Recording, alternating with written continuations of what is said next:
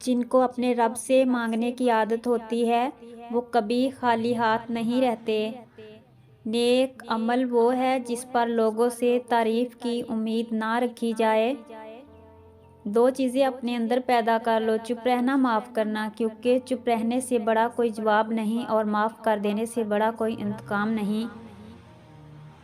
अगर खुश रहना है तो दो चीज़ें भूल जाओ, वो बुरा सलूक जो किसी ने तुम्हारे साथ किया और वो अच्छा अमल जो तुमने किसी के साथ किया।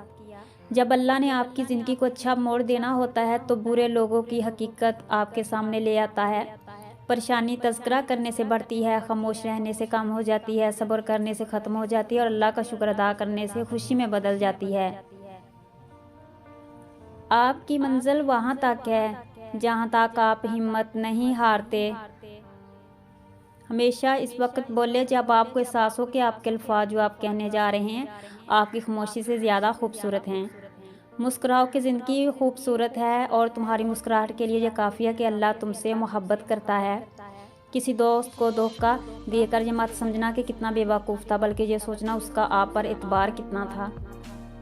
दिलों पे लफ्ज़ नहीं लहजे असर करते हैं। अच्छा गुमान और मीठी ज़बान इंसान के नेक अमल को बढ़ा देते हैं।